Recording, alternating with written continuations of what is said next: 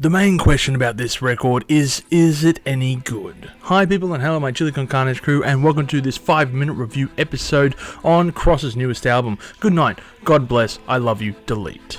I move that henceforth we call the genre of music Crosses do to be called thirst trap, because the blend of electronic with Chino and the internet's crush on him, second only to Tobias Forge from Ghost, it seems just about right. For any new Deftones fans, Crosses is one of Chino Moreno's many side projects, with other bands including Team Sleep and Palms, without covering his numerous appearances with other musicians, and this record is technically their second album to date. I say technically because they did release about 1,000 singles and one EP last year, and it would easily make up enough content to fill an album. In fact, it wouldn't surprise me if a compilation of last year's music was put onto one record in the near future. For this album, I was a little bit hesitant to put my thoughts out there because, well, Deftones fans can be a little bit sensitive if you don't sing their praises. And I guess it gives away a bit of the answer in saying that I didn't find this album great, but I will say it's not a bad record either. It just suffers from a few problems. So let's do this as a pro and con list and weigh up the album.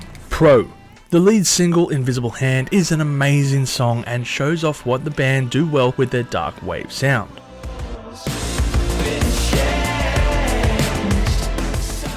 Con. The third single, Big Youth, feels like a contrived effort to appease to a new market with its beat, air horn sections, and of course the guest musician, ELP, who feels very mismatched to the musical direction of the band.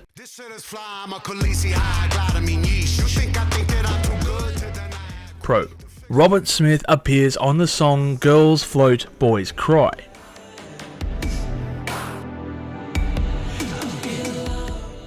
Con.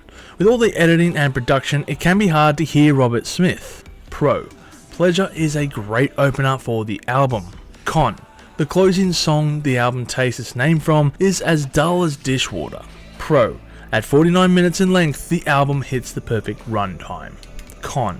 With 15 tracks and weird sound effects between certain tracks, the album feels like it lasts longer and not in a good way. With all the new music that Crosses have released in the past 2 years, it's easy to see that Chino has been extremely busy. However, upon listening to this album and feeling rather unimpressed by the generic sounding drum loops and also average music to boot, I had to ask myself, would I be so kind to this album if it was released by any other artist? The answer is probably not. There are certainly some interesting tunes on here, but ultimately it's not the style of music that I really enjoy, and one of the thoughts that keeps nagging my mind is that this album is merely a stopgap until the next Deftones album, and unfortunately is not sufficient enough to appease me until that album is released. It's odd because the EP that was released last year was rather enjoyable, and I wasn't sure why it's so different this time around. The only reason that I could come up with were the EP is so much shorter and that maybe Chino and co worked more vigorously on what little songs they were going to release rather than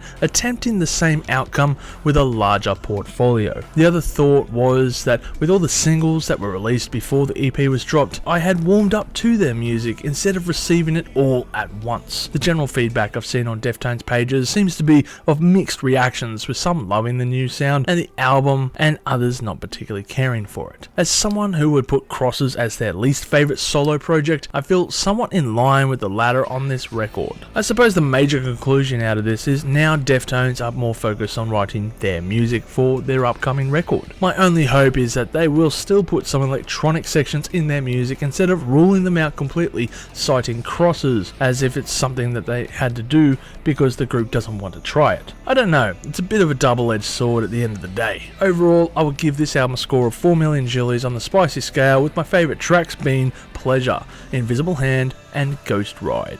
If there's one thing that I can sing praises about, it's got to be the band's imagery and their logo, and certainly the album cover as well. It's something to behold, but I have to ask myself, what's with the carpet in the bathroom? Seriously, if she takes a bath and spills any water, that rug is getting soaked. That raises more questions to me than this album. If you've enjoyed this content, make sure to smash that like button, subscribe to us and stay notified for future music related content because it keeps our manager happy at the end of the day. We are also on Discord, Instagram, Facebook and all those other social platforms if you want to check us out. As always people, you have a great day and stay spicy.